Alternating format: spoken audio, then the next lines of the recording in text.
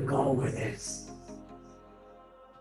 unimaginable things that just don't make sense. It's not as easy as binary. We're not talking about 001011101. Well, that was rude. Well, yeah, look, I'm just trying to be honest with you. You ready for some excitement? When you want to go see something really cool? Yes? You need to head over to a space near the emo space. There's a little area known as Bogey. I'm an intern, and I'm here to intern the whole entirety of this whole thing, and I just need something else to wear, so I just need to I need this. I was not fitted for my uniform yet, as you can see, so if I could just borrow these. I wouldn't want to distract people from their work by looking as I look now, you know? So, yeah, just need these. Yeah. I mean, like, you live, die, my favorite. And he says, no, my dear, this map would be very old. Where does this map lead? You see, that's the thing, my dear. No one's sure. I very well may have what you're looking for. It is ancient. It is made of some type of cured leather. On the edges are gleam feathers that are kind of like woven into it. On each of the four corners, there are little O-ring crystalline gems. And etched comes from like the claw of an emu. He's no Indiana Jones, and he just rolls up this map. And you see him like open his jacket and like tuck it into fur, and it's gone. Well, perhaps there's I'm so something... sorry, James and Picasso. No, I'm not, James. Don't you apologize to him. I'm not.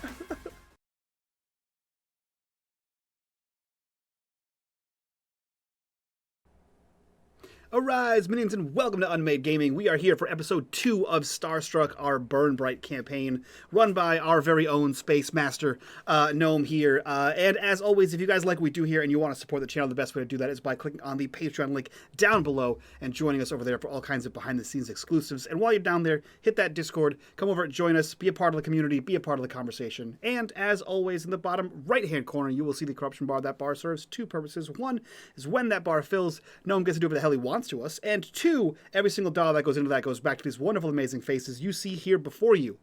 That being said, Gnome, take us into space. Hey, yo, wow, did you breathe at all? No, I don't have to breathe. I've evolved beyond that. Okay, Yeah. cool. The longer you stream, you develop a second set of like gills and a third lung. It kind of sits in the middle where your heart should be. Yeah, nailed it. Perfect. I love it. That's definitely how evolution works. Yep. Yeah. Facts. Well, first, Wally, good luck. Wally. Have fun in your finale. We love you. Second, hey, Roll20. Sup? Thank you so much for sponsoring this episode today. Bryte is a game that was developed for and with, I think, Roll20. And it's awesome. It is perfectly integrated with the entire Roll20 system, and you'll see us using some of the features of that tonight. Let's see. I love that we're just gonna jump into this, Right? because you kind of already did a recap, right? Yeah. In the video that I definitely only caught a second of, where I said, "I'm so sorry, James and Tricasso." That's the only part you all I needed. saw. Perfect. And I never want to hear you say that again. Fuck you, James and Tricasso. Just kidding. I adore you. You're amazing. I know exactly where we're gonna start tonight. We don't. I know you don't, but you're gonna find out. Our camera opens up to a craft.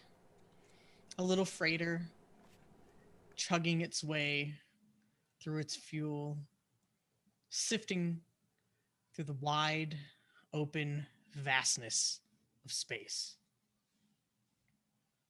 On the screen, on its little like HUD on the pilot's deck, we can see a small map, a almost like 3D dimensional, good job, you butt. A 3-dimensional image of Yvlin,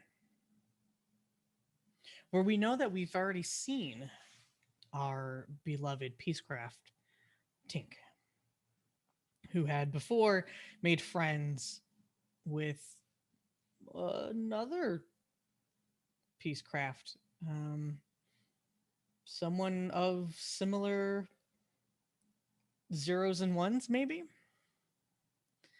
And as the camera kind of pulls back, we can now see over the bridge through the window pane Yvlin itself, this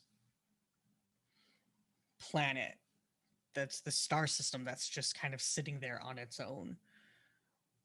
Off in the far distance, there are hues shifting of reds and oranges, a reminder that the deeper into space you go, the further away from the center of Olaxis, the center of this galaxy, the heart worlds, the closer you are to the burn.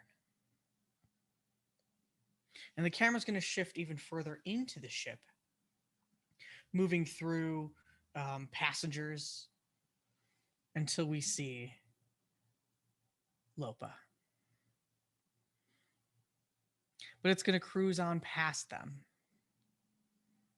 where we had last saw, not quite a stowaway, but perhaps our stalker, our apex predator, wrapped in mummified bindings, their tail flicking patiently, waiting. And after a little time, Lopa, you and the rest of the passengers aboard this vessel safely make it to Yvlin, where you are able to get off. Where would you be heading? Have you been to this system before? Have you been to this planet before? Nope. Have no idea what this place is. Not a clue. Nope. Okay. So first things first, I'm hangy. I'm gonna go find some food. I mean, they like space peanuts aren't really filling, so yeah, picking up some food would be a phenomenal idea. So the Yvlin system, just to kind of cover it for those who are watching and are kind of into the Burn Bright for the first time, it sits near the border of the Mid Belt and the Ghost Belt. It's a namesake planet, one that is rich in plasma. It unfortunately has almost run dry. So there are very few miners who endure this area, searching for whatever remaining wells are on the planet. But the planet itself is prone to earthquakes, megastorms, and pirate raids. They're always in dire need of help, and it's not the most welcoming environment of a planet to come to. However, despite its poor economics, it is an incredibly diverse area. You will find species of all kinds that still call or dare to call Yvlin its home. So you're on this planet, and maybe as you first step down, that agile footstep of the Eno, the cat-like species, even kind of shifts as the ground quakes. But you look around maybe real quick and notice that none of the dock workers are concerned. Perhaps this is just a common occurrence. Nobody's running for cover. There are no alarms going off or anything like that. And you go ahead. You kind of wander your way through the docks, leave port, and enter kind of the wide open city of Yvlen. And there's a couple shopping districts that you could see. They are no longer. It looks like they were skyscrapers at one point, but much of the city itself has collapsed and ruined based on the environmental hazards. But even from those fallen pieces, they've just built them. They've just built them up. They've kept them more stable, more sturdy. So there's a lot of like fallen urban landscape that's just kind of like more concrete, more aluminum, more metals are just kind of put on it to keep it viable, to keep it from not falling any further, really, as the quakes still happen occasionally. And you're able to make it into one of these marketplaces where it's lively. There's tons of food vendors, there's little shops, anybody just trying to make a quick little buck here and there to feed their families on Yvlen, really close to the docks. So if there's any particular store that you're interested, please, I'd love to hear where Lopa's where would Lopa's senses take them?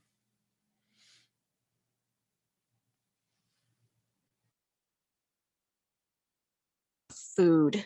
Just need food. Let's see. Something with meat. Preferably red, but I'm not picky. Could be green, purple, but just meat. Nothing leafy, please. So Yes. sniff around for some meat that is red based, green based, or blue based. But not purple. Purple based bad. Purple based and yellow based meat is bad. Yeah, they're a little too acidic, right? Kind of hurts the tum tums. Yep. So we see Lopa put their nose to the air and kind of do one of these, and almost immediately you can smell the fresh scent of some type of meat cooking, and it just wafts through the streets. And almost like Toucan Sam, you are just elevated and float in the air, right? Just towards this scent as it like comically is like, come here, and just guides you around like a corner into this little vendor shop. There are a couple people that are in there, and you see a large slab of like this bluish meat. Think of it like essentially a space gyro, right? So it's just this big slab, and it's just rotating with like a little tiny plasma beam that's cooking it so precisely. There is no heat wasted.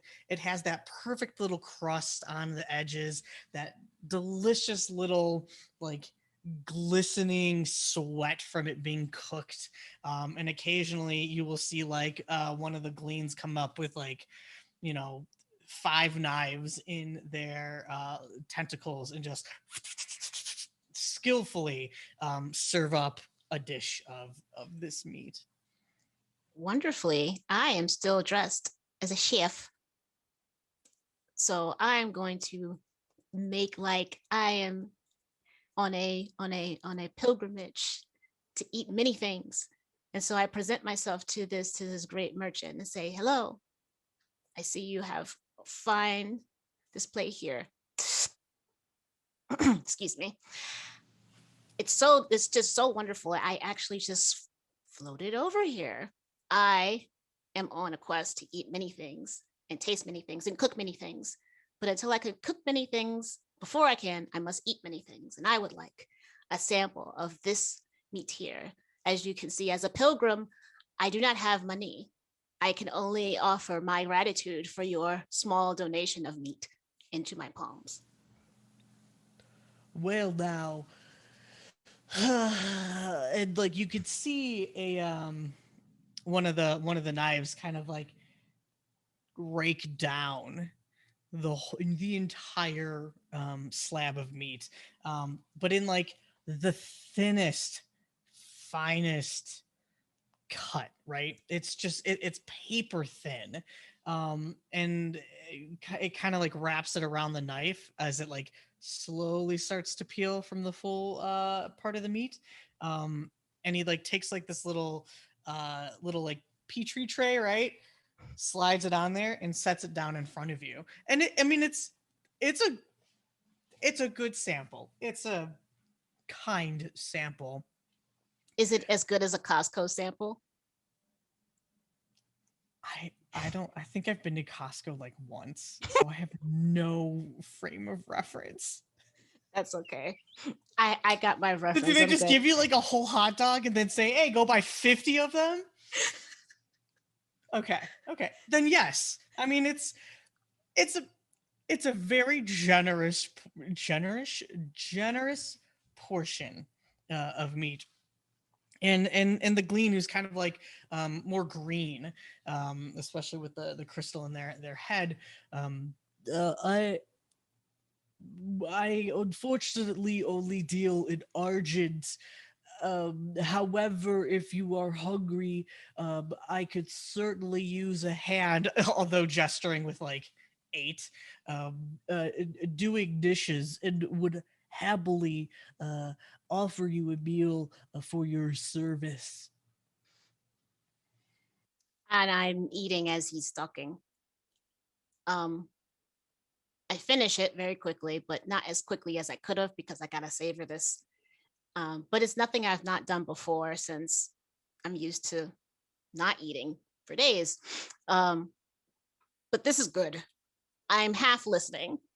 I hear help and assist, and I kind of look behind them to see what they've got back there to see if maybe it's good for hiding for a second. Maybe. Yeah. So So like you kind of like take one of those peeks, like right, just enough so you could peer into the kitchen, um, which is like this very long and narrow hallway, and there are like maybe seven tiny gleans in there as well. You might assume maybe a family of some sort, and they are just like either throwing like towels at each other or clearly they're children making a mess of things, and there's just a stack of dishes that are piling up as this very cheerful and very friendly glean is like, help me. I feed you, you help. one condition, because I am halting my pilgrimage to help you, as I will happily do, I require more meat and privacy and a new attire. As you can see, this one no longer suits the place that I am, and I do not want to offend the culture. Well, that is completely acceptable. I'll be able to provide you with clothes for now. You may just need an apron so you don't make a mess of yourself. But here, please, Yep, yep. come this way. My name is Leorin, and be careful, mind yourself in the back. You are able to consume as much as you require in order to maintain sustenance. Awesome. And the privacy part, like as a pilgrim, I need to be invisible. I need not be known by anyone. So, as far as anyone else knows, you've never even seen anything with ears like mine ever. It just Oh, didn't. nope, that never. You know, here, and he kind of like, still kind of like attending to like the stuff behind him, right, with his arms, with this crazy, inflatable arm man.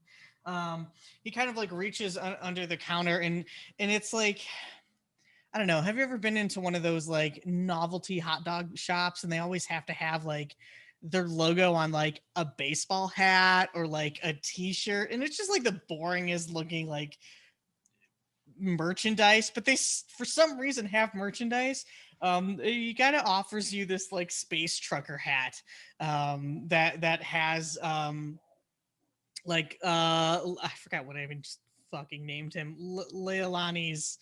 Um Leilani's meats. Like it's just the simplest thing, and it's just like a large bone, very like Flintstone style, within like a little slab of meat on the bone, and it's this awful like puke green color, and he just kind of like hands it over to you. This is to help keep yourself covered if you wish, so no one. And as he says that, he kind of like points to the back room with all of the children will have ever seen. What ears? Yep. Nice. Thank you for your patronage. I will assist as much as I can, and then I will be on my way probably. And then I try and look up at the sky to judge time, which is impossible. So I say, by the end of your business day today. Sounds satisfactory. Thank you very much for your help. Help yourself, and I Yeah. continue helping the customers if you don't mind. Yeah. Yes, sir. And I go back, and I'm just moving about. I've done tasks like this before in different missions, so this is fine. And I adjust my hat, make sure it's on there, and then I adjust my apron. I got my apron on here, and then what I was wearing before, I kind of like tear off some of the sleeves a little bit and just trying to rough it up so that it's even less distinctive. And then I go in the back, and I take, how many children are back there? 7. Okay, and 7 times how many legs? 48. Okay, so I snatch 2 legs per child. So I just like grab one and then kind of like put them over here and take them and put them over here and then take them and put it here. And then I'm like kind of rallying them in one corner. And I'm like, look, you're not going to ruin this for me, you little pipsqueaks. You're going to help me clean up this place. You're going to help that person over there, okay? We're going to work together. I know you don't know me and I don't know you. But if you out me as being here with your noise,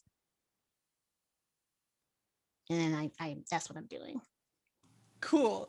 I need you to roll. What are you like, how are you going to convince these 7 little whippersnappers to obey and to pretend that they have never seen you before until now? Well, mostly just like, yeah, I'm not gonna say it succeeds, just kind of like trying my best is here. I'm not the one, I wasn't trained for intimidation. So Hey, we'll that's see. okay. That's okay. Let's see. You can Maybe. argue like there's a whole bunch of different skills. It doesn't, if you don't feel comfortable with trying to use intimidation, maybe they use this is a little bit of skullduggery. This is kind of a decorum. I would even take, because you are trying to gather the attention of these youngins. There's a lot of ways that you could kind of go about this. So feel free to roll whatever you would like, which is one really fun thing about Burn Bright is you're not bound to the skill that you would normally assume. Like maybe you use like a physical skill, right? Because you're a massive creature and that's intimidating on its own. So whatever skill you're comfortable with, go ahead and make that roll. It'll be a challenge of 3. Okay. Because kids. Yes, because kids. Yes. So whatever you end up rolling, it'll be a challenge of 3. Okay. So I think just to see how this goes for Lopa, because I didn't say that I didn't choose violence today. I'm gonna roll deceive, which is Sure. And then can I ask, am I here? Am I like You- nearby? You and like absolutely can be. I Has- may have had a plan for you to be Okay. nearby. So Okay. yes. If you would like to, you Okay. you are. Well, because I figure that I'm trying to find a way out of here. Like I'm trying to hitch a ride, so I'm hanging out in whatever the most populated area is. Yeah, and right by the docks, like that is a Exactly. perfect place to be. I'd even add on that you were maybe made aware because you're running incredibly low on oil. I mean, like, oh, Really low. Really low. meager, like making a journey anywhere, which could take up to months to even travel to, could almost be potentially dangerous with how low you are. But here you have a man. Here you have a glean who has a shop that needs to dispose of oil. So you may be able to talk with the shop owner. So somebody may have pointed you in the direction of, oh yeah, if you're looking for some cheap oil, they've got drums of it by the end of the day. And maybe like donate it to a Peacecraft orphanage or something.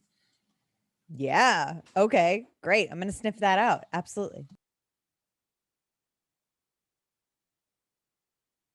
All right. Well, Luma or Lopa, your roll is successful. You passed. You didn't roll any doubles, which is wonderful. And you are able to kind of like talk like these little shits. They're just so confused. They have no idea what's going on, but clearly you must work for their parent now because you're like wearing the hat. You've got a little you have like the uniform on, right? And they just kind of like, some of them are like giggling at you, some of them are like really shy, some of them are just really curious, and like maybe there's like one that kind of like floats down by your leg, is like maybe like a piece of your wrapping is kind of like tailing off a bit and just kind of like tugs at it just curiously like a child would, but they're relatively, they're interested, but not so much in like who you are, but just like, what are you doing here? You know, like a child like notices that you're there, but just doesn't care that you're there. You're more of like, ooh, what's this toy? Versus like, oh, this is an actual being. So my deception worked partially. So even so, with them calm down though, even if they are like still like, ugh, but they're no longer tearing up the place. That's progress. That's progress. So now that they have calmed the hell down, I'd like to roll for empathy.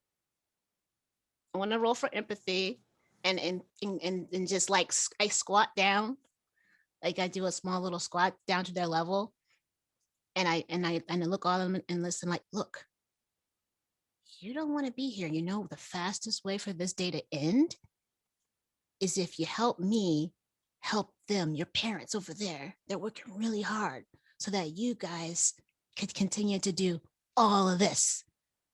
So if you help me clean and wash and cook, or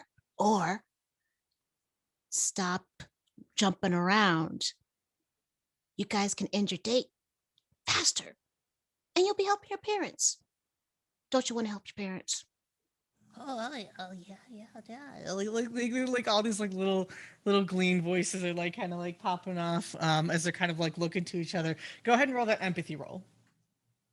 We'll just a challenge rating of 2. Okay. Because you've already you did really well in kind of wrangling them with your first roll.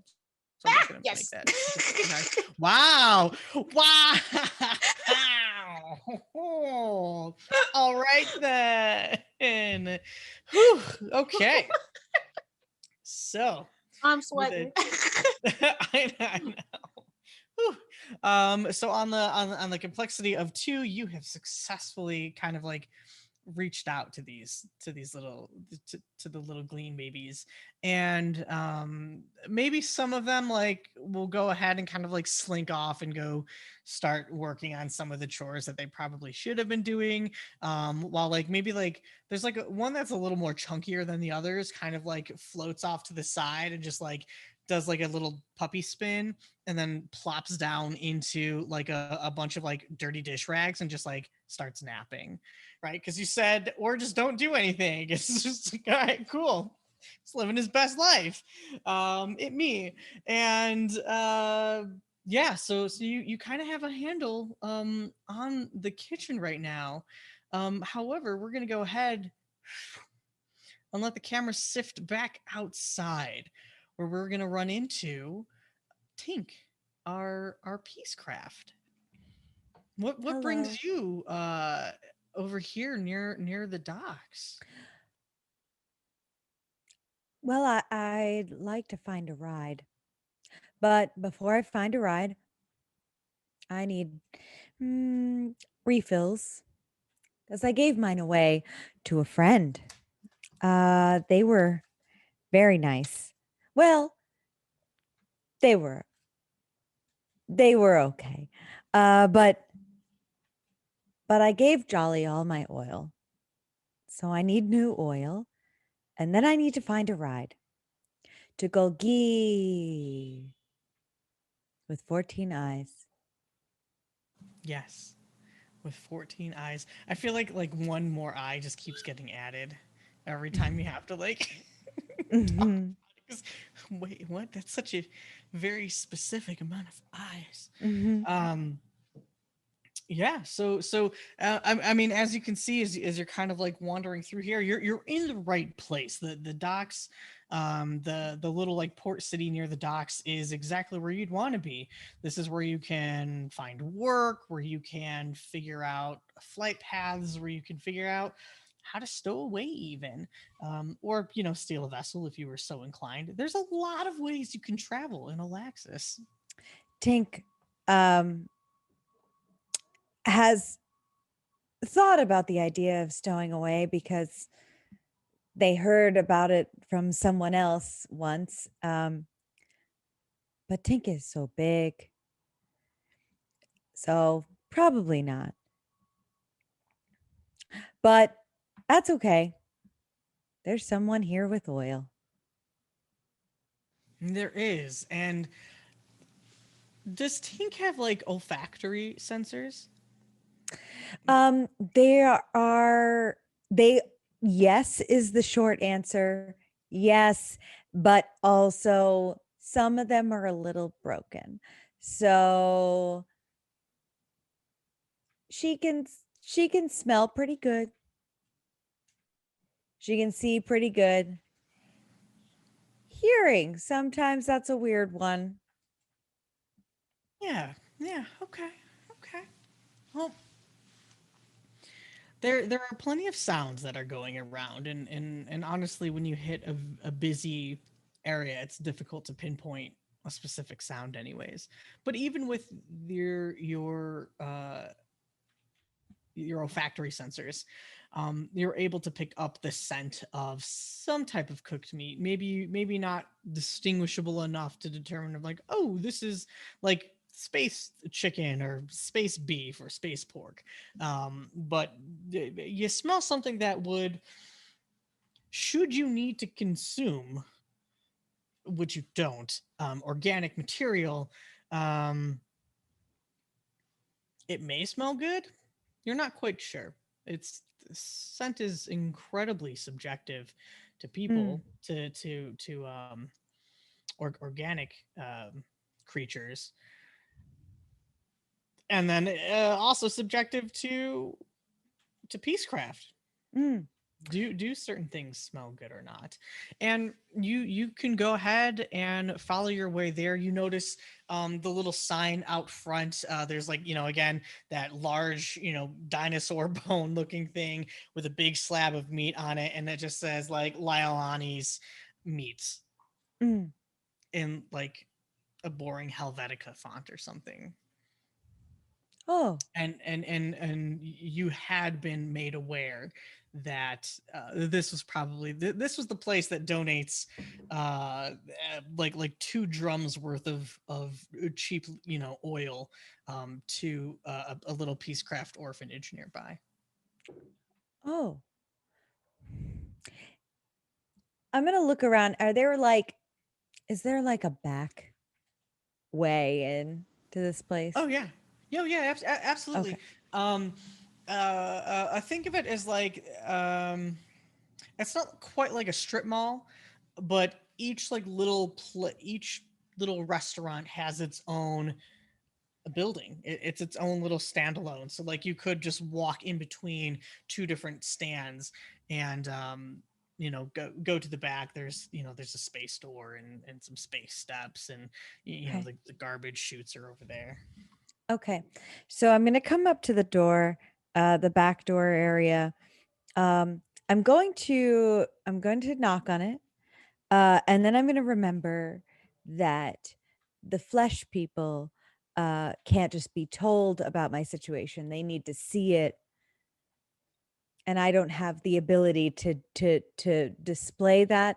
So I'm gonna take out a roll of eye stickers, and I'm gonna, over the eye stickers that I have, I'm gonna put 2 crying ones that have sad tear faces, and then I'm going to reprogram my little like mouth box to go into a frowny face. So that way the humans will know that I am sad, or whatever flesh creature opens the door will know that I am a sad and in need, so they will. I'm sorry. Do you have one of those like '90s style LED panels that just you can? Yes, That's that's perfect. what I. Okay. Yes, Great. that's Great. what I'm Great. Mike, do we have a budget for some art? Because I really feel like with 10 episodes left, I we may mean, need to get some art. I'll figure it out. I'll figure it out. Okay, I'll find. we'll make it happen. I'll pitch in for that. I need art for all of these cuties. This is amazing. Oh my goodness. Well, this little sad. I wrote, Hannah, if I could give you advantage, I don't think the system has No. like advantage or like inspiration. I would absolutely give it to you. It has Well, condition. I would love to. I don't know if that'll allow me to use my empathy role.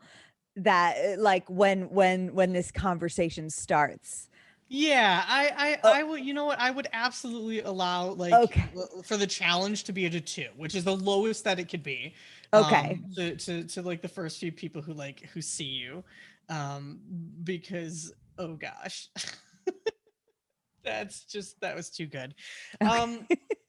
And yeah, so Lopa, you hear a knocking on the back door, and some of the little glean children kind of like perk up, and like maybe one of them splashes water at the other as they get distracted, and like kind of have like a little water fight by the dishes for a quick second, completely forgetting about the door.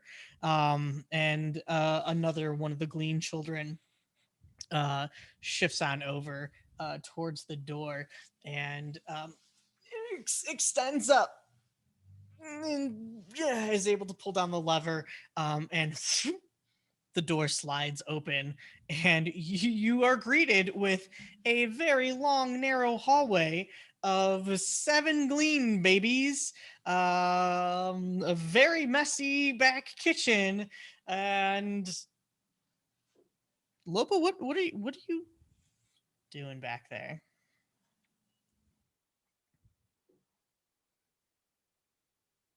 Well, I had almost gotten things halfway under control. It was a lot of mess.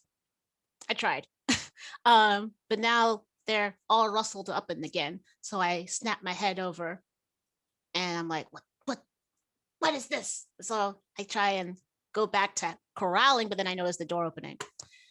So I rush over to the door to try and like gleam who it is, because I didn't smell anything. I didn't smell anything. So I know it wasn't anyone who I should be worried about. So I see this robot with many false appendages upon its face, and I tilt my head at it, and I go, "Yes." Hello.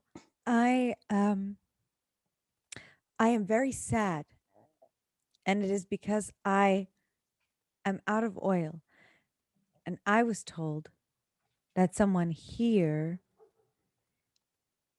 is nice to people who are sad and gives them oil. Well, ma'am, this is a Wendy's. I'm sorry, I'm kidding. No, they tilt their head back to the side and go, this isn't a place for synthetics. This is mainly food stuff. The only oil-like substance here is grease, and I don't think that would work for you. I don't know what to tell you besides maybe go around the front and talk to the people at the front, and they might be able to tell you where to go to get oil. This little purple glean who had initially opened the door kind of tugs at your wrappings, Lopa. Um, um, hello. Excuse me. Yes. Hello. Yes. Baba gives oil to two children, um, like them. Oh, you know what? Can you get that for this for the little one here? Can you do that for me? You could do that for me, right? Can you get that oil for me? I'm asking the child. It's I can't, no, it's too big and too high. I Oh, can't. no. I can't Where is it? reach it. I'm very tall. You are very tall, but you are not allowed in the kitchen because I cannot give you allowance into the kitchen because it's not my kitchen. So therefore, little one, where's the oil so I can get it? That logic is very sound. As you say that though, Lopa, you can't get in here because it's not you. It's not my kitchen. The little purple glean kind of like wraps one of their tendrils around like a little part of whatever, like boot, whatever. What does your leg look like, Tink?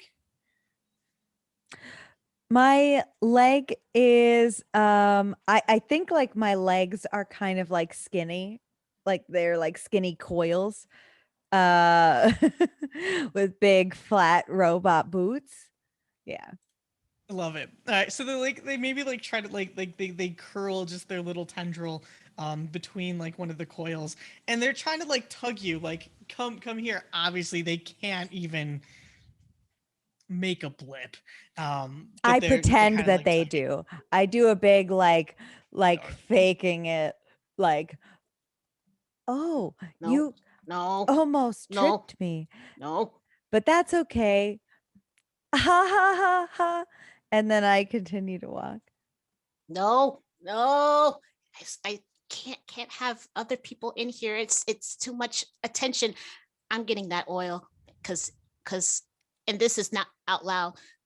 The faster they get the oil, the faster they can get the hell away from here because they are rather, even though it's very diverse, Lopo doesn't really know how diverse because as far as they know, synthetic thing with appendages on its face, very noticeable. So therefore, just try and get the oil quickly. So I like I scoop up gently the one that talked about the oil, and I bring it to my face level. I go, point to the oil now, please. It's there, and like they point like a couple of their tendrils up like right over like the kitchen sink. Again, every little, this is such a small narrow hallway that anything in here has to also have a dual purpose. So there's like a shelving unit above the kitchen sink where you can just see like this mechanical system that is like kind of converting or recycling the oil that is being dripped off from the main cook station out in the front of the shop. And you can just see like some oil filling up in this like canister, and it's not full, but there is enough, but it's pretty darn high up. There was two parents. I was BSing correctly when I said there was two parents, right? No, you were actually BSing incorrectly. There is only one. There is Lailani. Okay. That throws that idea out the window. I am going to think hard, and then I am going to actually, and then tell me if I can't do this or not. I want the other Lopa to come into play to use their intelligence to figure this out. You would have to, Lopa would have to separate. Okay, then never mind.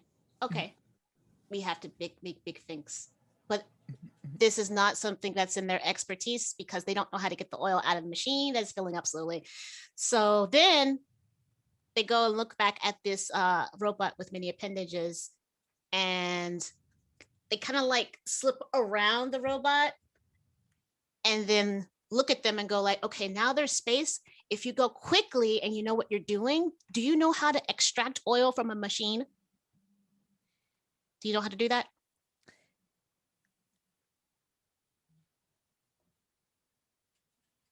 Yes. Really? Do you say that convincingly? No. I just think that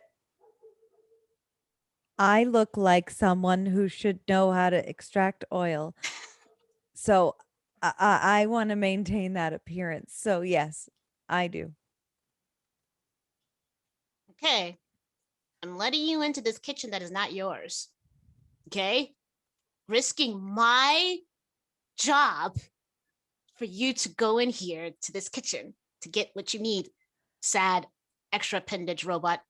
Go in there and get your oil and come right back out because I have to go back in there and work and not be seen. I will be so quiet. And I start to do like a robot tiptoe into the kitchen that is not very quiet, but is quieter than my normal steps. My robot toes are like clink, clunk, clink, clunk, clink, clunk. And that's it. And I'll go inch my way into the kitchen as quietly as I can.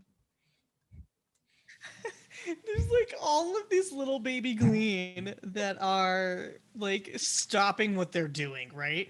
And just looking up at you and like moving away to give you enough room and like trying to like climb to little areas so they're not going to get like squashed by you.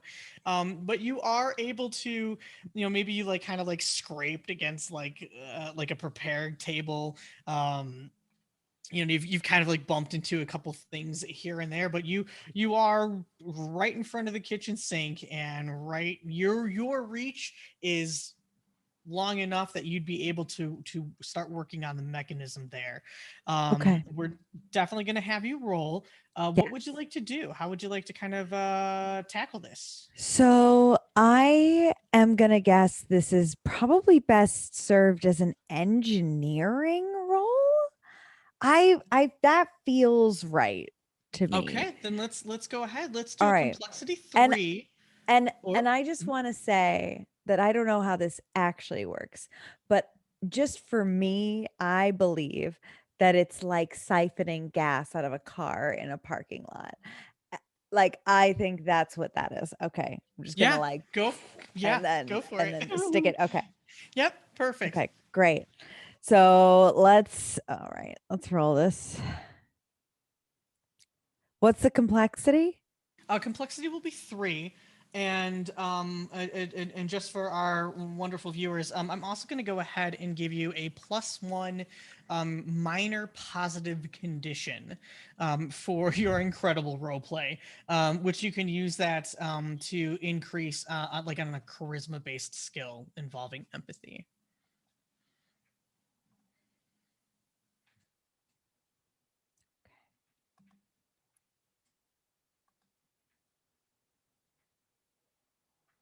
Okay. Here we go. Ah! Fantastic. Okay. Okay. So I just like am gonna I obviously my mouth is non-functional, but I have like I imagine like a vacuum attachment that I pull out and just do one of these little like until it works, and then I'm just gonna attach it to wherever the oil goes. Yeah. Perfect. So you have like your own container, right? Yeah. Yeah. So you're just you're just fueling up as is whatever you need personally, and then if you needed to also fill up that like canister that you had, Yes. you would also be able to fill that up as well. Oh, fantastic. So your internal reservoir is full, as well as your portable reservoir are now both full. It is a very low grade quality type of oil. However, even though it is from organic matter, your body is able to, like your internal mechanisms, are able to, um, like clean through it and essentially like adjust it for your survivability for your purposes. Fantastic. I'm gonna walk back out of the room and and peel off the sad stickers and say thank you for allowing me to go into your kitchen. I did not touch a thing. My name is Tink. May I ask your name? You can ask, but I will not be answering because for the good of you, it is best that you forget that you know anything about me or how I look like. Don't tell anyone that anyone who looked like me or close to me is here. But it was a pleasure to meet you, Tink. You are a wonderful kitchen worker, very, very pleasant, very good job. Would hire again. That seems contradictory, but I am glad that I did not mess up your kitchen. So thank you. And thank you all. And Tink will kind of bend down at the knees, at the squigglies, and give some pats to uh all the little guys in here. Yeah, Uh, I think by now they're all like, oh my gosh, you're like the coolest. You just like had your eyes peel off, and like they're just like all around. I mean, all like little freaking toddlers. Like, oh, you're fascinating. What is this? What is this? And they're just like super excited about you there. After that, I'm just gonna try to get back up, and it's gonna be like a moment where Tink like tries to extend her legs to stand back up, and it doesn't go at first. Just gonna sit for a moment down on the floor in a silence, waiting for the oil to circulate. And as like I think the little kids maybe don't quite notice, and they're like, oh, you're gonna stay longer, and just kind of like innocently are, maybe start asking you just a bunch of questions like, how tall are you? We know a Peacecraft who can do this. Can you do this? Like, they're just really interested in you. And it may even be a little overwhelming at like the rapid fire questions that are kind of coming your way. However, Lopa, I need you to make me a roll. Roll me the equivalent of a perception check. Oh, good. Hearing check. Beep beep beep deep deep beep. I can't remember what that's gonna be. Let's see. Oh boy, oh boy, oh boy. Perception. There is a. Oh, there is a perception. Yes. So, So please go ahead and roll me a perception. Complexity. Complexity 3. Yes. Okay. Luma, your ears kind of twitch underneath the hat as you hear a very familiar voice. Someone you thought you left behind. Back on Flagon. And if you were to kind of like creep back into the kitchen and peer out to the main area, you would see your friend. Mummified wrappings, a hood pulled up over their head, their tail wrapped around their leg to prevent it from swishing back and forth, almost intentionally so, trying to hide the glee. But it's hard to hide that glimmer in his eyes. He's kind of talking up Baba Lailani. Like, have you seen this? There may be yay tall, very similar clothing. And they're kind of describing you as they're being served a plate of food. And Lailani just, he's carving up little bits of different meats, serving up like a little sample platter, and kind of pushes it in front. No, I can't say that I recall anybody that looks like you. I have not seen an Eno here in quite a long time. Your kind doesn't often make it out to this part. But if I see something, do you have like a calling card? And the Eno just kind of like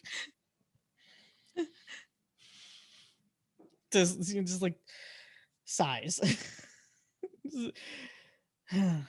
Charming simple folk. No, I don't have a calling card. And right now, your scent is masked by the scent of just like old oil and old meat being cooked and fresh meat being cooked. It's pretty decently masked by restaurant foods. And he just kind of sighs and like slides a little vial of argent so that he can so he could go ahead and just like kind of like take his tray of food, and with like two claws like hyper extended, he just kind of like stabs two little pieces and pops them in his mouth, and his tail unfurls from the leg and starts swishing that little kinked tail as he kind of makes his way out from the little stand with a little chuckle. Doesn't say anything else, but you hear like the ding dong as he leaves. Good. Great. So that all got heard, and while I was hearing that, I actually noticed that the robot wasn't moving. the one called Tink, and I because they're so big and they're sitting down, I'm gonna imagine that they're actually blocking viewpoint past them when they're sitting down. So I kind of just like sit and squat right in front of their face so that they hide me from like any sort of view from inside. And so I'm just like sitting like saying, so why aren't you getting up? Don't answer that. You sit as long as you need to, okay? You just let that oil get right through those bones of yours and you take your time, okay? Yeah? Yeah. Yeah, we just gonna have a break. This is lunch break time. You had your lunch. I'm gonna have my lunch. And then I just like randomly grab something because it's so cramped. I just grab something and I bring it to me, but I make sure no one can see what I just did. And I'm just like softly eating, trying not to freak out. And once I can't hear them anymore, which even I mean, I got good ears, but they're covered with hat and logos, so muffled a little bit. So I can hear that he's gone, but I still sit there for a little bit longer. And I'm basically not going to get up until Tank feels that they can get up. Right as Tink does feel like she can stand, she's gonna but like as she's doing so, she's gonna say,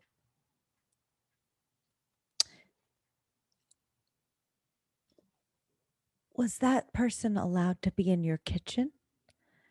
Because if not, I do feel better and I could fight them. Well, I know you don't like people in your kitchen without your permission, and it seemed like they may not have your permission. well, this kitchen is mine for only a day. So once the day is passed, kitchen ownership, co-ownership will dissolve and it will become singular ownership to that over there. And I point to the actual owner of the store.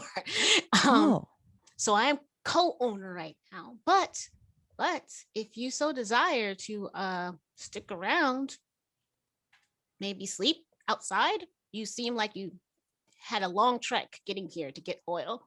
You could just, take a load off. And if that person comes around, you could do what you want. You want to fight? Go for it, as long as it's outside the kitchen. Because if you fight outside the kitchen, they can't get in the kitchen.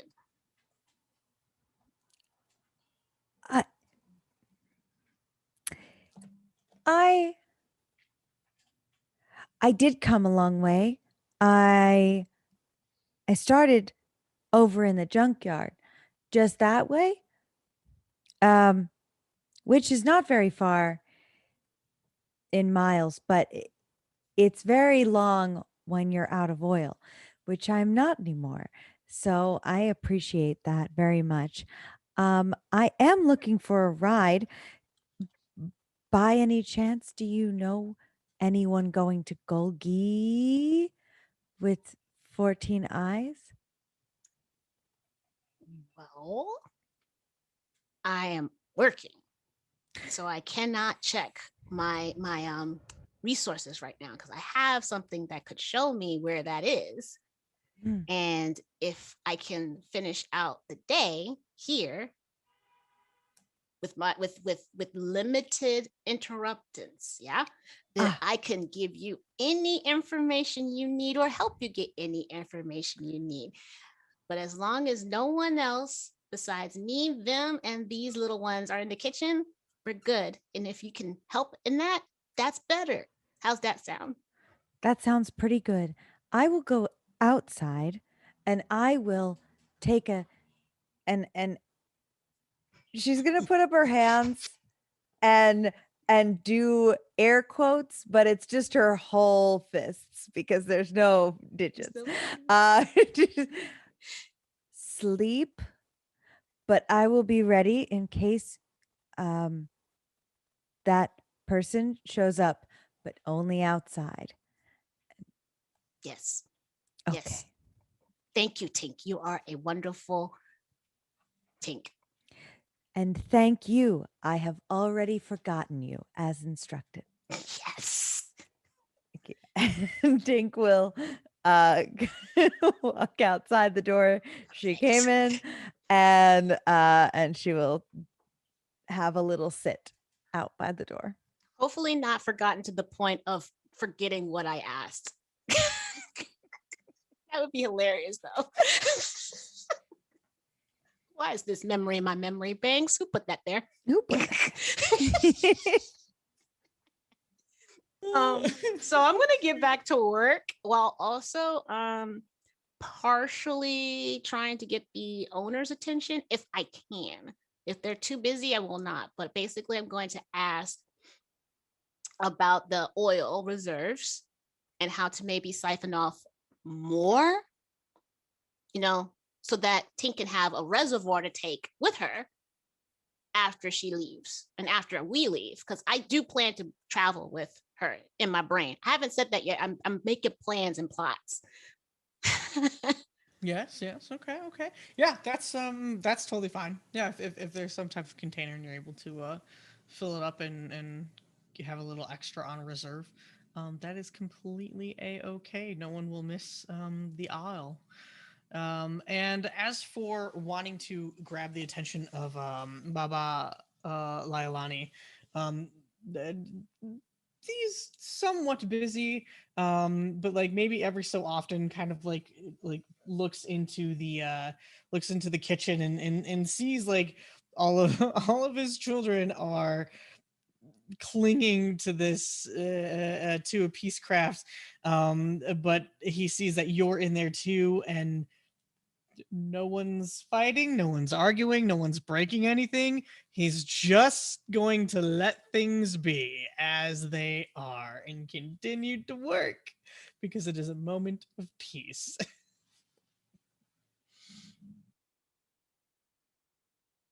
So as the let me actually have the two of you. Let's go ahead and just do a roll. Let's see how well you end up doing in the kitchen. I would love for the both of you to please go ahead and roll me well, how about you tell me what you'd like to roll? As far as like how you two end up working together in the kitchen. Are you cleaning things? Are you repairing things? Just what little odd and end tasks would you want to be doing during your time here? In which Lopa you are earning plenty of food for the day. And Tink, no questions have been asked about you yet. You presumably a babysitter at this point, and Lailani's not going to question it right now. So what is it that you Oh, would so both I'm like to do for the inside? day? I had it in my brain that Oh, Tink was outside I'm guarding. outside. I'm pretending Yeah. to sleep. Yeah. In the event that oh, people who my bad. aren't coming in that they shouldn't in the back door who might be murderous. Okay. Yeah. I thought you were like inside at the door. Nah, Understood. outside. Thank you for that clarification. It's okay. Okay, then never mind. In fact, if they could take all of the children outside and play, and they could play with the robot that's sleeping, that'd be great. I think some of them would. I think maybe Okay. like three of them are adventurous enough to wander away, behind a different door from their parents. So maybe like maybe little Tubbs kind of woke up, saw the peace craft, and while the peace craft is feigning sleep, maybe is curled up with its consent, just kind of like curled around its like foot or something, and just taking another nap, like it does. So yeah, so there's the remaining Glean babies in the kitchen are kind of going back to their own tasks, cleaning dishes and putting some things away, kind of tidying up a little bit. Ooh, let's go ahead and have you make your roll then.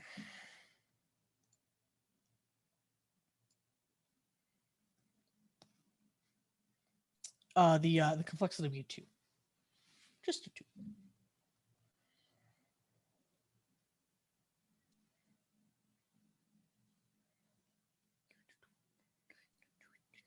Am I Mikey. making a roll too? Yeah. Yes, please. Okay. Because it's just to see like how well you did throughout the day.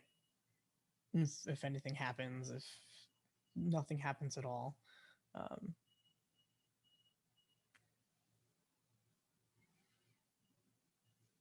And then Mike, we'll I promise we'll get to you. I'm enjoying the show. I like to take my time with split parties. Luma, what oh, there you go. Beep boop beep beep deep. Wow, look with that D4. So risky. So risky. Is that your second time succeeding on a D4 That's this, second in this time. section? That is, yeah. Wild. I in the book, I love that they actually have the probability table of what it takes to roll, and like the high, like the chance of success. Like wow, that's great. Yeah, so Lopa the day kind of goes by without a hitch. There are no other problems. Haven't heard or seen from the assassin. You have no problems in the kitchen. Maybe you kind of like have bumped into Lailani every so often, have like a brief little conversation. He's kind of like saving maybe like a couple like the burnt ends, right, which are like always the best because it's kind of like that caramelized meat. And he's just kind of like has been saving some of the good parts at the end, like for the end of the day, and like will like kind of shuffle in and just like set down a plate for you and be like, you eat, and then and then he goes back out and he's doing his thing. And the it is considerably darker outside at this point. The place is relatively empty. The closed sign is rotated and flipped over, and Baba Lailadi makes his way back into the kitchen and kind of like peels off his own apron, which looks very unique on a glean. It is certainly not there for function. It's more of just a statement at that point, right? Hangs it up and like uses one of the tendrils to like wipe his brow. Oh, you have done such a great job today. Look at this. Are you sure you only want to be here for one day? This was quite the experience. Good learning experience. Good. Yes. But maybe, but to be honest, I'm here because I'm in search of something particular. Maybe you could help on top of pilgrimage and food and everything. Is there any place of great significance here on this planet, or maybe even in this region that the locals know about? Oh, well, what do you mean by significance?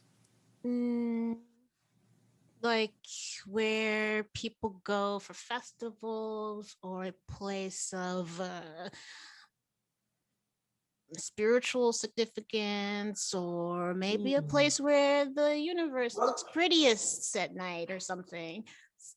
Um, Oh, Also, is there anywhere that's particularly green here? Or is it just mostly brown? Unfortunately, most of the fauna here has long been extinct, and the resources are just incredibly difficult to come by. This place has been very much overmined, and for its plasma. Um, so unfortunately, I wish I could say I could even tell you the last time that I saw a life form that required photosynthesis, but it's just not really around here. It doesn't mean that Yvette is void of beauty. If you were to go, and he kind of like points off in a direction. That way, you there is a big, kind of volcanic vent. It hasn't been active in quite some time, but if there are little caves kind of around it, and if you were to go in there, there are these crystals that have formed from the chemicals and the heat when the vent had erupted from the crust. It is splendid. It is like looking into a night sky. They glisten even when there is no light to reflect. It is beautiful. And then Lopa is just like if there was like an anime sparkle, like wow, that would be in her that would be in her eyes, just listening to this wonderful story of something that she would never have been able to comprehend or experience, and now she can, and she's gonna try. So she takes out the pad from her bag that she still has that she swiped, and she looks up the information. She has not forgotten about Tink and what she asked for.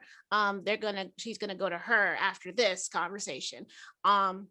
But yeah, she looks up a map. There's a map of this planet, thankfully, and there's the general direction.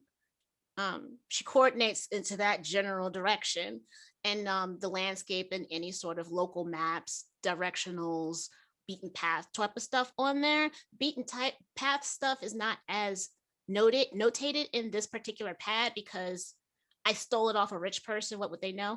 So it's enough information though to get to where I can start to go, and I can footsie it from there. Um, I thank them for that information and that wonderful story. And then the last thing I asked for is the station that I came off from.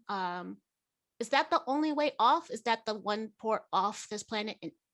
Um, or is there a different station on this planet? There are a couple. There are a couple ports that you could get to. This is um, probably the most busiest. Some of the others are more reserved for like freighters and mining vessels. Thinking about sneakily getting off this planet. um, I took that information for later, and I thank them again, and I say, I again, this was a wonderful experience, and I will always remember this. And I take off my hat and a flourish, and I put it into my bag as if it was a great memento of the great culinary experience I had today that I will never forget.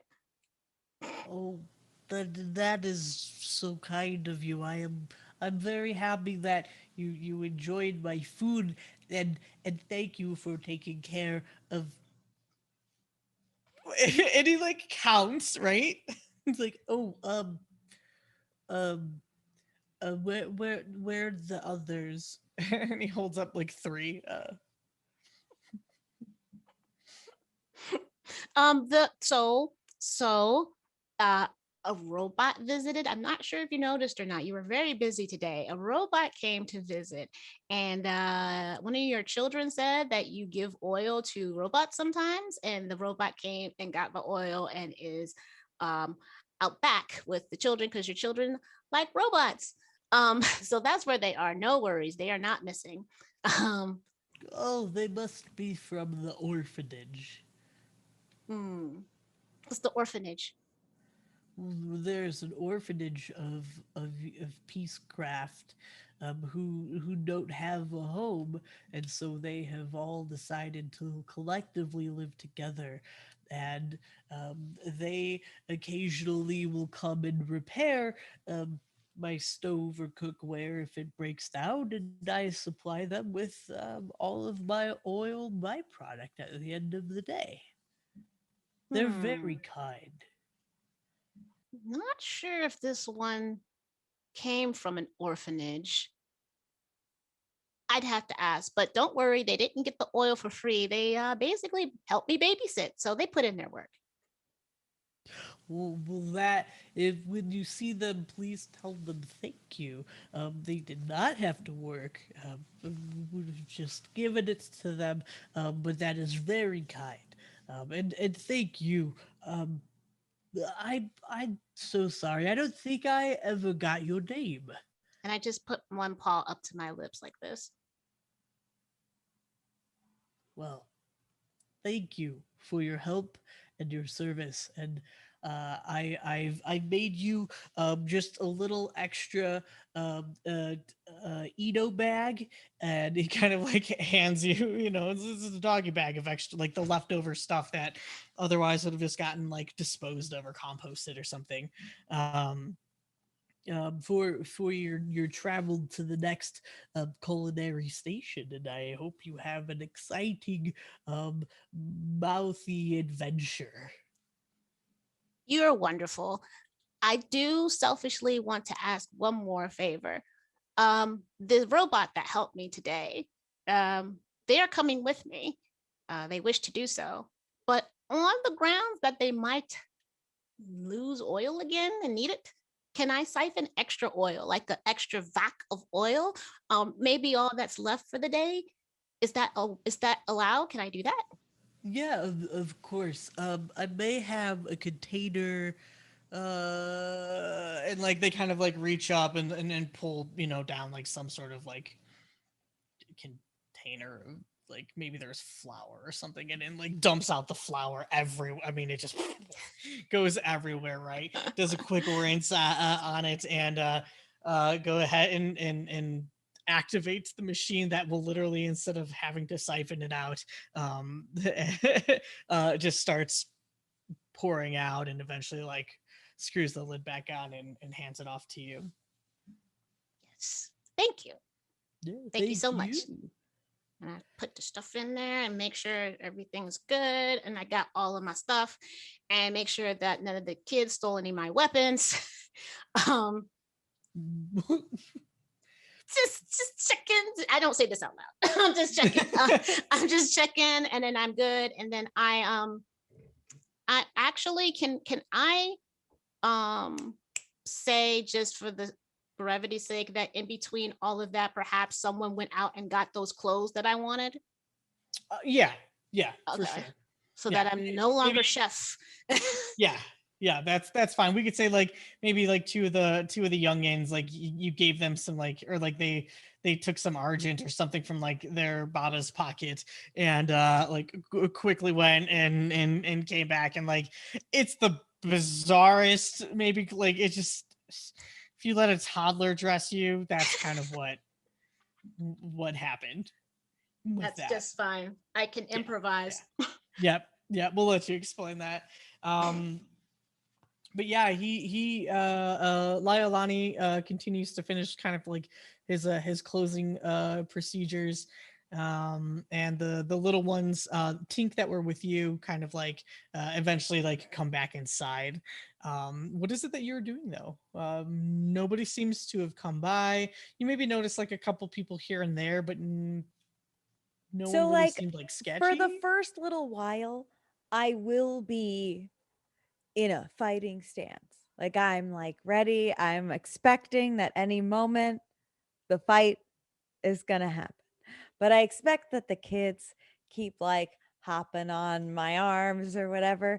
So by the end of it, by the time that the kids are like pooped and ready to go inside, it's just like me like tossing them like and juggling kids, like just to give them like little like rides and around in a circle uh until they get nauseous, and then I stop, sit them down, and then they ask again, and then I'm like, okay, all right, one more time, here you go. And then when they go inside, I will kind of just wait patiently for a few more minutes, just in case. And I think we're gonna go ahead and cut there for now. As maybe like we see Lopa reach for the door handle, with Tink on the outside, and shift on over to Jiminy Onus Arrow. You motherfucker. That's how he's announced everywhere. Everywhere. That is the only way. Like, I don't. Characters can have all sorts of names, but there's just something about Jiminy Onus Arrow that you have to say. You motherfucker. Yeah. That's his whole title. That's the whole title. Yeah. Yeah. Like, if it was a video game, that would be the long extension on your handle. Yeah. 100%. Yeah. Yeah, for sure.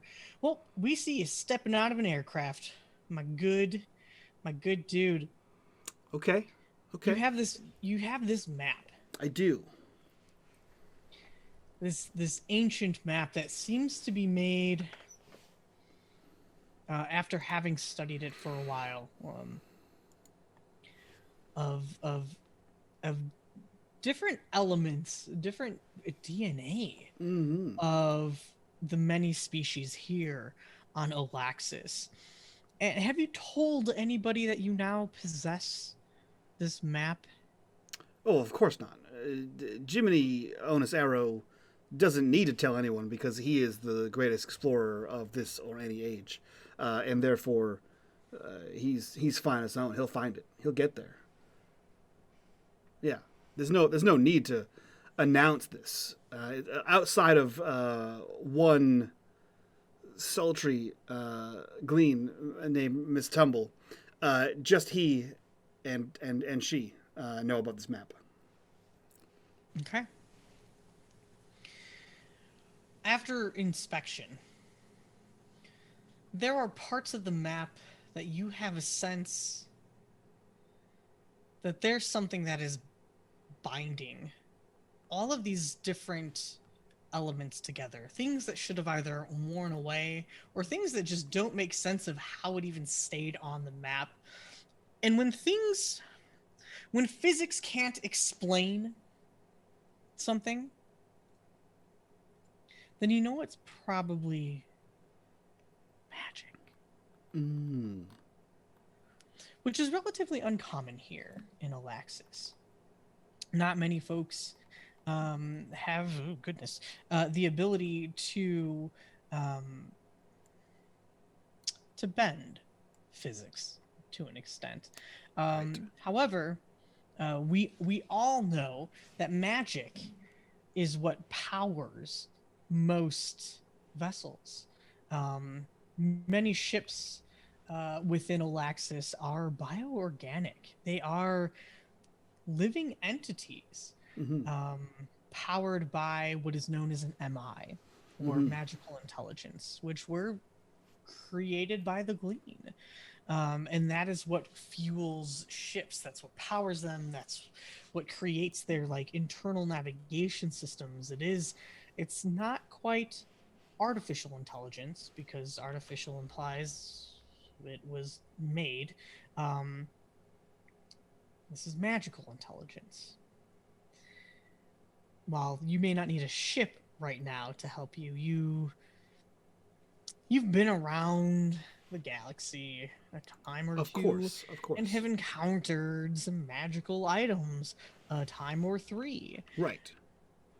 And Golgi, your home, is one of the best places to go when you're looking to uncover or decipher or determine the types of magic used in items, especially ones as old as this. So that's where you are. Why don't you go ahead and describe a little bit, how was the trip over? Because all the way from Sukap, which is the opposite side of the galaxy, essentially. Oh, the complete opposite side of the galaxy. I mean, holy cannoli, that's several months of a trip. Yeah. That is a long trip. Right. And Jimmy did it in record time in his ship, which is it's a small craft, and it looks like it is pieced together from parts of other ships and held together by luck, bubblegum, and hope. Because it is. So it's nothing to look at, but she's a beaut. And Golgi is... Golgi's a unique place because it's not a station, and it's not a planet. It's a giant space corpse. It's a giant space corpse, and people are living inside of this giant space corpse. To include Jiminy Onus Arrow, comma, you motherfucker. Yeah, it looks like what's it called? Nowhere from Guardians of the Galaxy is what I have in my head, which is a giant husk of a humanoid figure, and it has like fluid that is being like collected in places. There are parts of like skeletal remains that like glow and glimmer with like gems and whatever that are being mined. The whole place is in constant flux. People both live here and are mining and consuming it constantly. Eventually, maybe it will no longer be here at all. But this is a place of ancient knowledge, of collected works, and weird science and magic all in one. A place that feels just like home to Jiminy Onus Arrow, who is a weird amalgam of science and magic himself. And so he is walking through the crowded streets, which I imagine like every sci-fi like cyberpunk bazaar, where it's like everything's very crowded and there's like lots of like neon and noises, and like a random hover car goes by and there's like a child who's selling something, and there's like a bunch of like carts that have like the neon signs in like many different languages. As he kind of strolls through this area, everything smells like oil and food, like engine oil and food, and smog as he's walking through the densely packed streets, in what makes for the largest city or area on Golgi.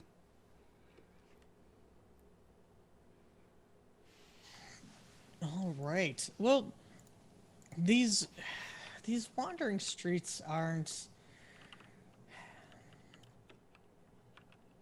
They're not particularly dangerous, but there are certainly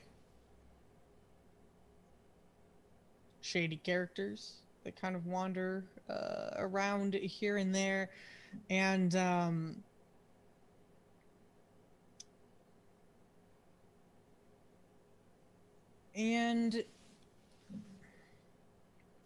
trying to think, where are we gonna go? Oh, I know where we're gonna go. Why, oh why, would this explorer come all the way back to Golgi when there are other academies available in the Heart Worlds?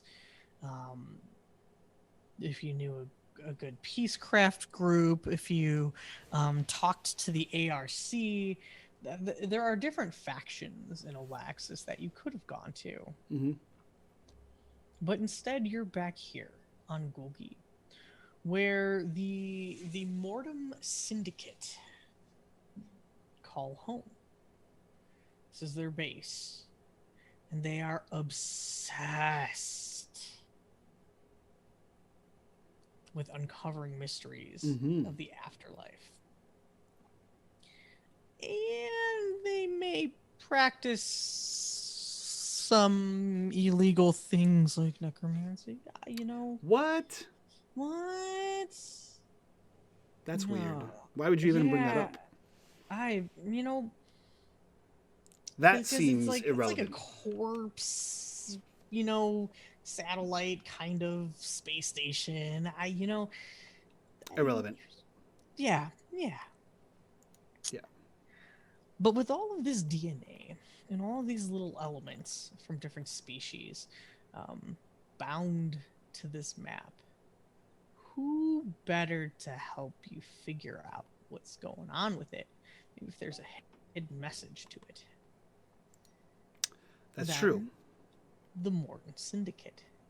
Does Jiminy Onus Arrow know anybody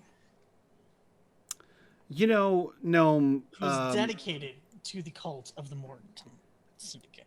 I have it on good authority that Jiminy Onus Arrow has friends everywhere. He knows someone wherever he needs to know someone, is, I believe, what he would tell you. Whether that's true or not is entirely irrelevant to this situation. So as far as you know, he does have a friend in in the syndicate. And what's this friend's name? Would this friend, even before the name, would this friend be somebody who they trust? Or is it like a working relationship of some sort? What sort of relationship I don't think does Jiminy have? Yeah. I don't think you ever really trust anyone in the syndicate, really, right? There's only so much trust to be had when dealing with possibly, allegedly, practitioners of the necromantic arts. Allegedly. So you can only have so much trust. But this person in particular, who he's only ever spoken to, their name is Mastria the Touched.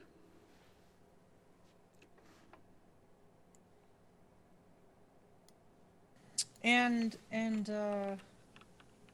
does Mastria have a species? Jimmy doesn't know. He's only ever spoken to them. He's only ever okay. So this no, is like no, no visual contact. Cool. Mm-hmm. Cool. Perfect. Nailed it. I spelled that properly. Thanks. Excellent. So, Jiminy, how are you going to get in contact with Mastria the Touch? The usual channels. Let's see here. For this scenario, right? You can't really be seen conducting too much business with the syndicate here. In the best case scenario, people will be telling stories. In the worst case scenario, people will be telling stories. So usually it's back channel means. And having worked with this person for some time on various findings and discoveries, Jiminy and Matria have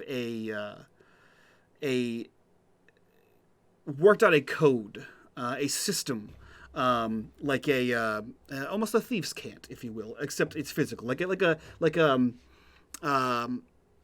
hobo trail, the markings in like certain places, right, like that kind of thing. And there is a food cart run by someone else, a low-level member of the syndicate. He approaches that, knowing that he is to leave a message there when seeking Matria the Touched. And this is a food cart, much like all the other ones around there. It has your standard rectangular base with some kind of like corrugated metal. The food substance is written in a different language. There's a menu of like 4 or 5 items. And there's an array of cans of soda, because that's typical of a New York foods truck. And there is a bent at a sci-fi angle umbrella that hangs over the top of it with various baubles, like a child's mobile that just sort of hangs around this thing. And it is what is the Zavoy? It is the Zavoy that owns this place. And Jiminy kind of walks over and he says, "Well, my good friend, I will take 2 of your boiled ham shanks, and I'll take 1 for a friend of mine. They'll be by around 1 o'clock."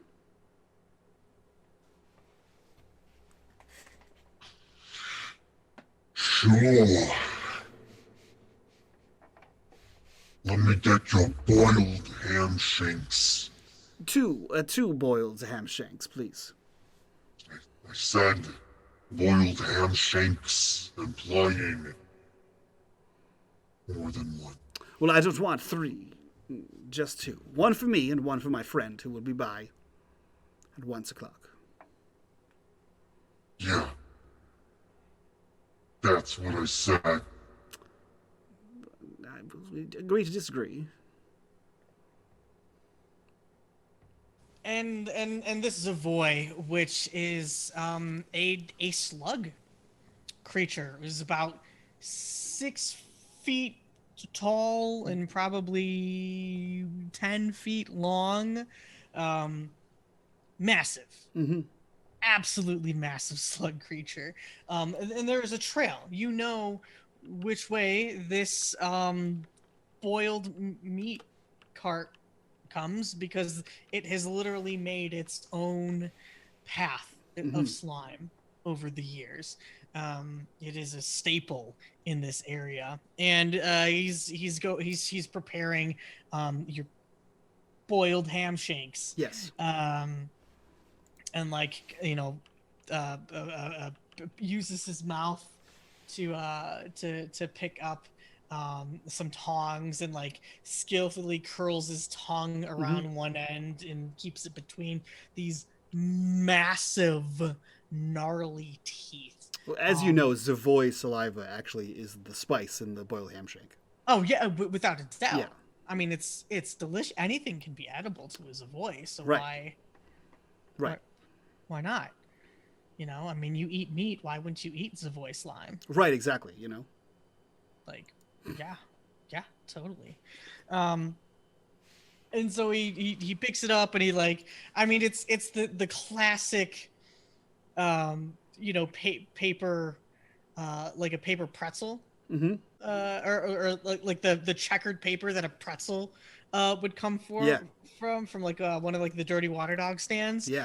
And just like slaps it on there and just like the water just like drips from it and into this like little stand and slaps on another one. That'll be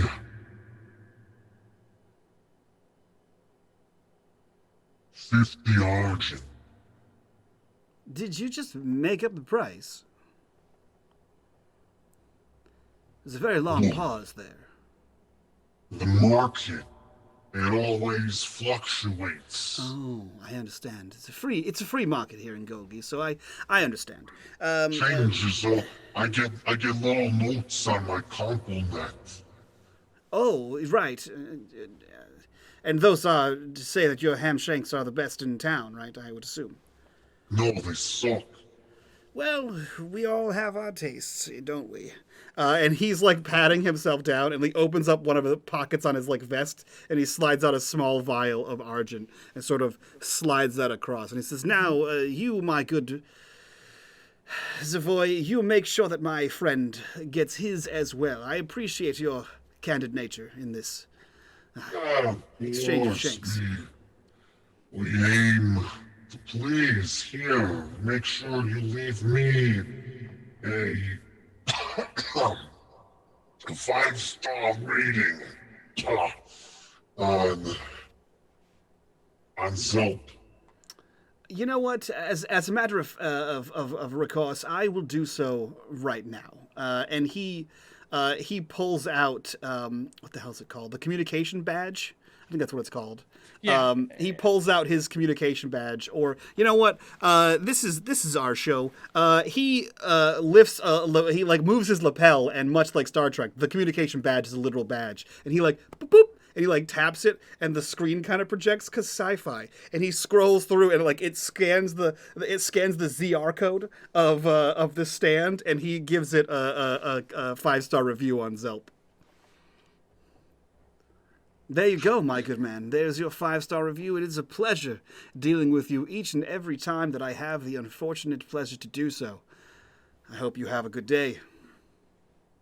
Oh, I will. You know, just for that extra 5-star review you just left right now. Oh yes, please. Let me sweeten your shank a little Ooh. bit. Sweeten the shank with the glaze? Is it a free glaze? Oh, you know it. Oh, Savoy glaze You is know it. nothing to be shaking a stick at. And he holds it out. Just spits a big loogie onto it. You know what, my good man? I'm going to take this cup here, and I don't want to lose any of this. And he sort of like slides it in like an ice cream cone in the cup. So good. Worth every star I gave it. And he slowly turns away to begin walking down the street away from this. I hate us. Sometimes I hate us. This is why I got the last 30 minutes of the show. Yeah, it's exactly why. Well, the Savoy shuffles away, continuing to push his cart, and maybe you hear like you know, you're like the classic like ice cream song, And the umbrella spins and all the mobile things rotate. yeah, totally. And it spins as he moves, just up and down that same damn path. And what do you do to wait? Like, is there anything that you want to do in the meantime? Yeah. So I think there's like an opening in the streets, like a several way intersection, right? Not four, but definitely more than that. And in the center, there's like something. There's some kind of statue, perhaps. And outside of that, there are like benches, right? Like as if this were like the town fountain kind of thing. And he sits outside of that, just disappointedly holding this glazed boiled ham shank in a cup. No intention to eat this monstrosity of food, but he has it, and every once in a while he'll like smell it and then put it back down.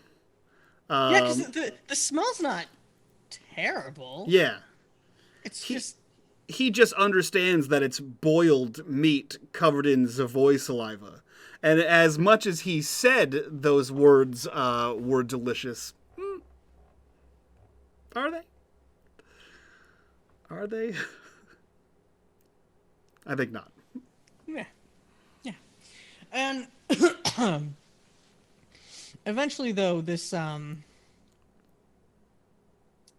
you hear a little like oh, let's see here. I don't think I have a nice little beep.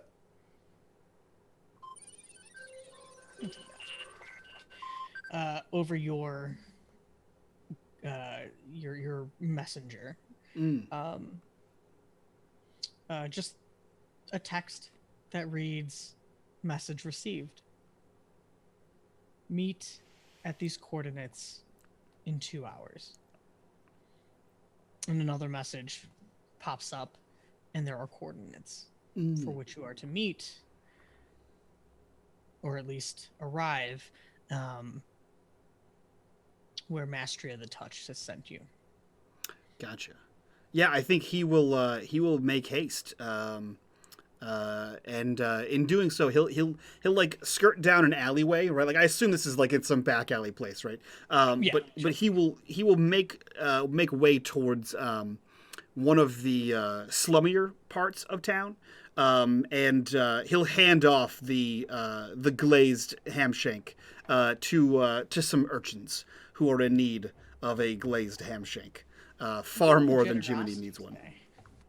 Yeah. They'll be lucky to have that. Generosity. It's great. I love it. Why Love wouldn't it. he? Look at everybody trying to help out all the kids. Right? Yeah. Jiminy's not a big asshole yet. He's never been a big asshole. He's just a charming... I know. I just expect it from you, though, dude. It's fair. I get it. I'm me. you. I get it. It's you. It's just it's you. Yeah. Well, as you kind of like hand off the gooey dripping boiled ham shank, we're gonna have the camera pull back. as we watch you kind of make your way through the alleys towards this coordinate. And we see you double check like on your badge to make sure that you are in the right location, and you're kind of looking around, but you're waiting and waiting and waiting, and it is unlike Mastery of the Touched to leave anybody waiting without a message. They are never late. They are exceptionally punctual. They expect you to be as well. How long would you wait? You know, this map is a pretty big deal. He would wait longer than usual. I think he would wait twice the amount of time that would be normal, and then he would try to like tap and like send a message back, like a question mark back. The message goes through, but it is left on unread. And as you kind of, as the audience as well, see that message remains unread for quite some time, we're going to cut the camera and end here tonight. Dun, dun, dun. All right. Well, that was episode 2 of Starstruck. This one was called, I don't know, some shit that No made up. What's it called? He doesn't know. Why am I asking him? Watch the Sky for Me is the name he randomly made up minutes before the show started. It's planned, motherfucker. It's based off of a fucking album. Okay. Sure. Fuck you. I like Power Man 5000. I'm going to name all the episodes after songs. Look, I don't want to.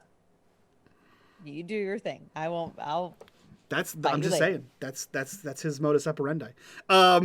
This has been another episode. Thank you all for being here so much. I appreciate that. As always, if you guys want to support us, the best way to do that is Patreon down below. And if you guys are watching over on YouTube, be aware that we do stream every Tuesday, Wednesday, and Thursday at 8 p.m. Eastern on twitch.tv/unMadeGaming. So come check us out. But before we get out of here, let's go around, do our introductions, and then do our after show. You guys can see that on Patreon.